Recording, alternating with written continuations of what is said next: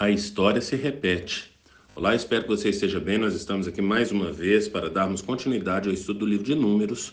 Hoje, Números, capítulo 20. Mas antes é necessário que eu faça alguns pedidos. E o primeiro pedido é para que você não apenas curta, mas compartilhe esse estudo com outras pessoas para que outras pessoas venham ser abençoadas. Outro pedido é para que você nos siga nas redes sociais, porque através das redes sociais da igreja você terá acesso à agenda da semana e nela você poderá conferir os dias, horários e temas dos estudos que nós disponibilizamos ali na igreja. Portanto, venha participar, porque certamente você vai adquirir mais conhecimento da palavra do Senhor. E outro pedido é para que você leia todo o capítulo, no caso hoje, o capítulo 20. Depois desses pedidos, eu quero ler aqui do versículo 1 até o versículo 5, que diz: no primeiro mês, toda a comunidade de Israel chegou ao deserto de Zin e ficou em Cádiz. Ali Miriam morreu e foi sepultada. Não havia água para a comunidade e o povo se juntou contra Moisés e contra Arão. Discutiram com Moisés e disseram: quem dera tivéssemos morrido quando os nossos irmãos caíram mortos perante o Senhor. Por que vocês trouxeram a Assembleia do Senhor a este deserto para que nós e os nossos rebanhos morrêssemos aqui? Por que vocês nos tiraram do Egito e nos trouxeram para este lugar terrível? Aqui não há cereal, nem figos, nem uvas, nem romãs, nem água para beber. Antes de nós iniciarmos o estudo, eu quero citar aqui a fala de Edmund Burke, um político e filósofo irlandês do século XVIII, que disse que o povo que não conhece a sua história está fadado a repeti-la. E por que que eu estou fazendo essa citação? Quando a gente percebe ao lermos aqui, que está falando no versículo 1, no primeiro mês, toda a comunidade de Israel chegou ao deserto de Zin e ficou a Cádiz. Ali Miriam morreu e foi sepultada. Isso aqui acontece no 40º ano. Você vai perceber que ao longo aqui do capítulo, lá no versículo 22, a partir do 22, né, até o final do capítulo, vai falar a respeito da morte de Arão. E lá no capítulo 33, quando estivermos estudando lá no capítulo 33, vai falar que Arão morreu no 40º ano. Então nós entendemos, lendo aqui alguns autores, né, alguns estudiosos, eles entendem, portanto, que a morte de Miriam acontece no primeiro mês do 40º ano. Não fala aqui o dia, mas fala o mês, e fica subentendido que ela e Arão morreram no mesmo ano, portanto, aí no 40º ano do povo ali no deserto. Então já se passaram 40 anos desse povo no deserto. E a gente percebe essa postura. Do que eles estão reclamando? E o texto vai falar aqui no versículo 2: não havia água para a comunidade.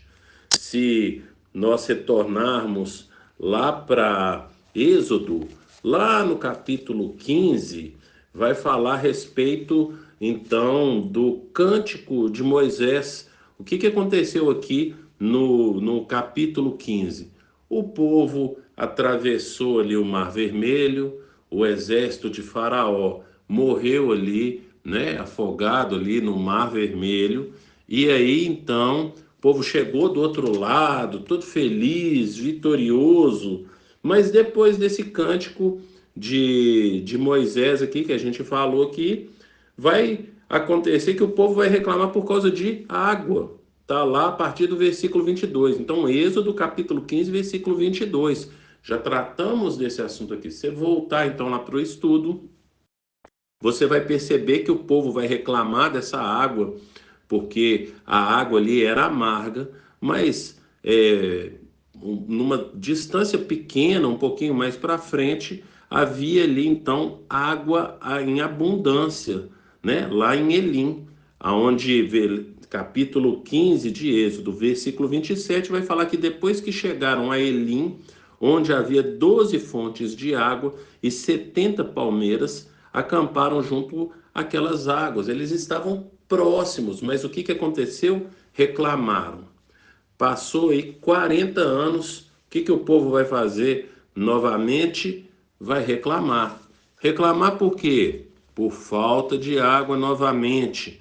A gente vai perceber ali que ainda ali em Êxodo, né, que depois eles vão reclamar a respeito da comida, vem o maná, tem as codornizes. Depois no capítulo 17 de Êxodo tem então ali a mesma situação aonde vai sair água da pedra ali, água da rocha, vai jorrar a água da rocha ali em Êxodo capítulo 17. Agora o povo se encontra na mesma situação. Por isso citamos aqui Edmundo Burke. O povo que não conhece sua história está fadado a repeti-la.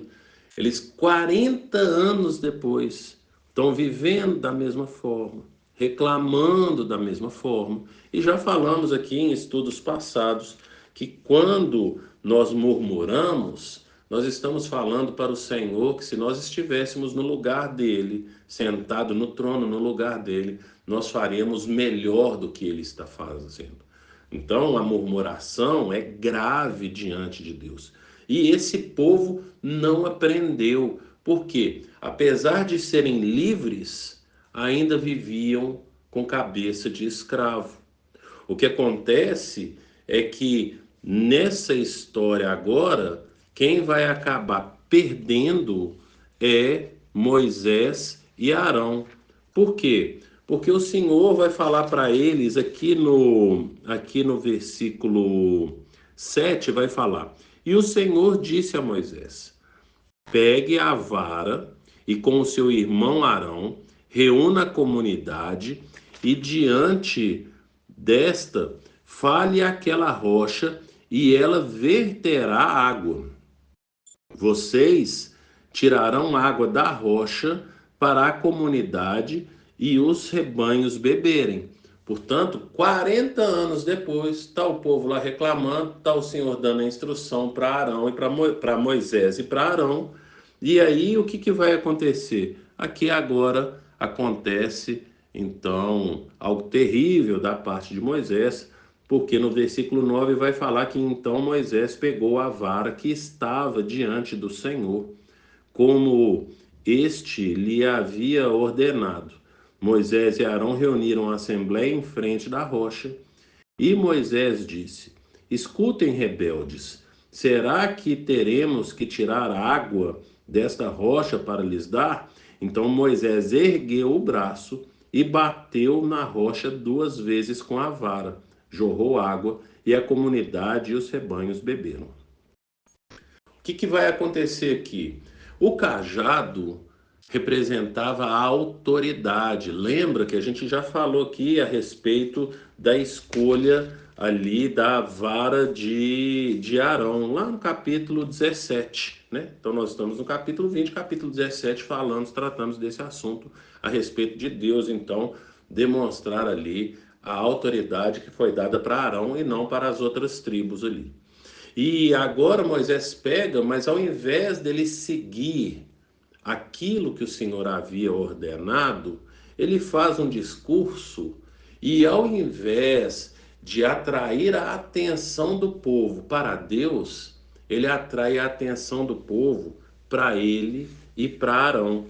O que acontece é que nós também já lemos aqui no capítulo 15 de Números, lá no versículo 30, e aí eu quero reler aqui esse versículo, fala assim: mas todo aquele que pecar com atitude desafiadora, seja natural da terra, seja estrangeiro residente, insulta o Senhor e será eliminado do meio do povo. Portanto, agora Moisés vai colher as consequências dessa sua insubordinação ou essa atitude desafiadora, como está falando aqui no versículo 30, tanto ele quanto Arão. Por quê? Porque passados 40 anos, Moisés lá no final No último ano, ele vai ter esse tipo de atitude, e por causa dessa atitude dele, nem ele, nem Arão verão a terra prometida. Verão não, pisarão na terra prometida. Moisés vai ver, mas não vai pisar. E aí, no restante do capítulo, a gente vê então agora a morte de Arão. Por quê? Por causa desse pecado. O que a gente observa diante dessas circunstâncias e da forma como nós relatamos aqui essa história é que a gente precisa perseverar. Jesus falou: quem perseverar até o fim será salvo. Está lá no Evangelho de Mateus, capítulo 24. Então, o famoso aí, né, texto escatológico ali de Jesus. E aí nós percebemos aqui que o Moisés, ele não perseverou até o fim. Ele já estava no último ano, ele e Arão, e não perseveraram até o fim, se deixaram envolver pela situação, se deixaram envolver pela reclamação. Certamente eles já estavam cansados, afinal, a gente aqui vê num capítulo, eles estão nas portas da terra prometida, o povo reclama, tem que voltar, e aí vão passar mais ali décadas no deserto, porque isso aqui ainda estava no início da caminhada deles, provavelmente no segundo ano. Era o segundo ano quando eles saem ali, né?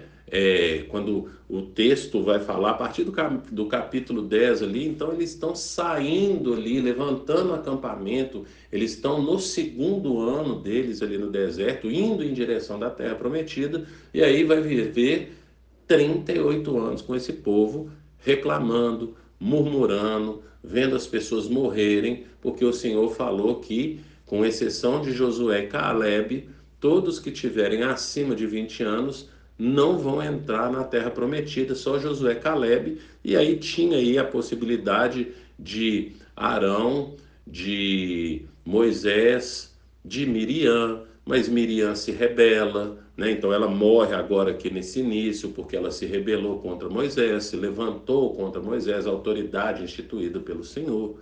Depois nós vemos agora Moisés e Arão não seguindo a ordem do Senhor.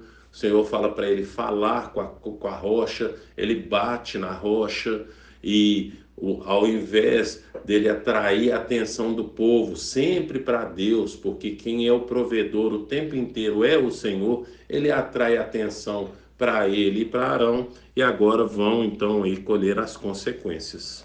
Algo que a gente pode tirar é um texto que eu queria compartilhar aqui, lá em 1 Coríntios, capítulo 15, versículo 33, que Paulo vai falar: não se deixe enganar, as más companhias corrompem os bons costumes. Essa citação, as más companhias corrompem os bons costumes, não é de origem aqui do povo de Deus, mas existe a possibilidade, alguns vão falar que esse texto é atribuído a uma comédia, né, de um poeta chamado Meandro. Outros vão falar, então, que por exemplo, Sócrates, né? Sócrates vai falar, então, que esse texto se refere a Eurípides, que era um escritor de tragédias gregas, mas certo é que Paulo traz essa mensagem aqui para nos informar que é uma verdade, apesar de poder ser de uma dessas duas opções que nós colocamos aqui, há uma verdade que é: as más companhias corrompem os bons costumes. Portanto, o fato desse povo ter mais uma vez reclamado, murmurado, corrompeu Moisés e Arão. E o que eu quero trazer para nós pensarmos hoje é como as más companhias têm nos corrompido. As más companhias têm nos corrompido porque nós precisamos ficar atento. Lembre-se que a Bíblia é a nossa regra de fé e prática. Portanto, nós precisamos ser guiados pela palavra do Senhor, não pelas circunstâncias, não pelas pessoas, e pode ser quem quer que sejam essas pessoas, nós devemos ser guiados pela palavra de Deus. Pegue o exemplo de Moisés. O apóstolo Paulo fala que tudo que foi escrito para nos ensinar e produzir em nós esperança. Isso está escrito lá em Romanos capítulo 15, versículo 4. Portanto, que a gente venha aprender com essa história. E a minha pergunta a partir desse aprendizado é: você tem se deixado influenciar pelas circunstâncias, pelas palavras das pessoas, orientando você em certas posturas que você tem que ter, certos comportamentos e assim por diante? Como você tem vivido diante das coisas que você tem aprendido do Senhor através da palavra dele? Você tem se deixado corromper? Pense nisso e que o Senhor te abençoe.